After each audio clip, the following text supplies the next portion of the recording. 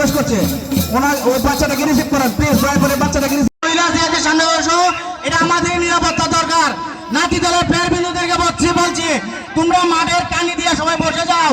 এবং দাদা আজকের খেলার প্রধান অতিথি মহোদয় যিনি আমাদের মধ্যে উপস্থিত হয়ে আজকের খেলাকে সেটা আরো থাকেনি, পরবর্তী সময়ে সেই লাঠি একজন লাঠি লুকিয়ে রেখেছেন, কিন্তু আক্রমণ এবং প্রচন্ডভাবে আক্রমণ করা হচ্ছে রেজাউলের উপরে, কিন্তু রেজাউল ভাই দক্ষতার সাথে ক্ষিপ্রতার সাথে তিনি কিন্তু সেই আক্রমণ প্রতিহত করেছেন। রেজাউল খেপে গিয়েছেন, মনে হচ্ছে শুরু করেছেন। হ্যাঁ, একে দুজনকে তিনি কিন্তু একেবারে ভাগিয়ে নিয়ে গেছেন। আবারও দুজন মিলে আক্রমণ, রেজাউল ভাই কিন্তু চমৎকার লাঠি একটি ভেঙে গিয়েছে। সম্ভবত দেখা যায় এবং আক্রমণের খেলাকে বাদক দল চমৎকার ভাবে বাদ্যযন্ত্রের মাধ্যমে এই লাঠি খেলা আপনারা জানেন যে কোনো এক সময় যখন জমিদার ব্যবস্থা ছিল তখন জমিদারের লাঠিয়াল ছিল, সেই জমিদারের বিরুদ্ধে লড়াই মানে আমাদের বলতে পারেন যে মানে আমাদের বিভিন্ন সময় এবারেও আপনারা জানেন যে আমাদের এই 24-এর গণ অভ্যুত্থানে আমাদের নারীরা কিভাবে রাস্তায় নেমেছিল, কিভাবে প্রতিহত করেছিল।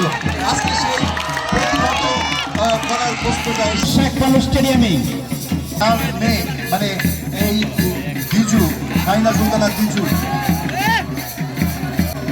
মাঠটা পিছলা হওয়ার কারণে আসলে খেলার ক্ষেত্রে একটু অসুবিধায় হচ্ছে। হ্যাঁ, মানে মানে এটা তো আরো আমরা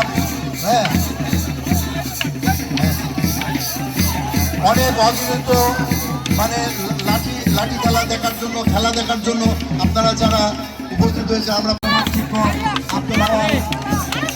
মেমোরিয়াল এবং কলেজের সম্মানিত শিক্ষক এবং আমাদের মাঝে রয়েছেন প্রার্থী হিসাবে মাঠে কিন্তু খেলা হচ্ছে, দারুণ আক্রমণ হচ্ছে এবং প্রতি আক্রমণ হচ্ছে এবং আমাদের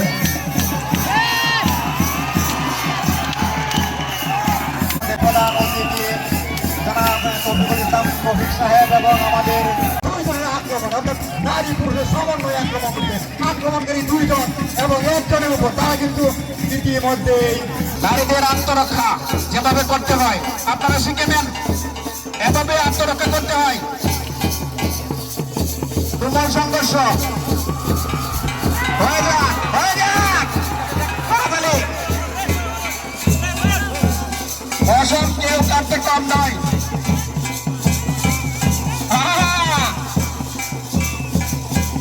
দাদা দাদি এবং আমার সমাজের বাইরের উদ্যোগে যে সাংস্কৃতিক বিনোদনের আয়োজন করা হয়েছে আমরা তাতে অভিহিত, আমরা আনন্দিত, গর্বিত। আমরা আজকে কথা দিয়ে যাচ্ছে ইনশাআল্লাহ আমরা সামাজিক পর্যায়ে যে যেখানে থাকি যেভাবে থাকি আমরা আপনাদের পাশে সব সময় ইনশাআল্লাহ সহযোগিতার হাত বাড়িয়ে দিব। এসেছিল সেদিন আমাদের সেই গ্রামগুলোর মানুষেরা আমাদের সেই লাঠি দিয়ে আমরা তাদের শত্রুদেরকে প্রতিহত করেছিলাম। সংগ্রামী ভাইয়েরা, আমাদের এমপি সাহেবের আছে, আমি জানি এলাকা অত্যন্ত শিক্ষিত এলাকা। আমি অনেক উপজেলায় 11টা হাই স্কুল নাই, ওই জানালি ইউনিয়নে 11টা হাই স্কুল, 37টা প্রাথমিক বিদ্যালয়, 3টা কলেজ, 4টা মাদ্রাসা এবং কারিগরি প্রতিষ্ঠান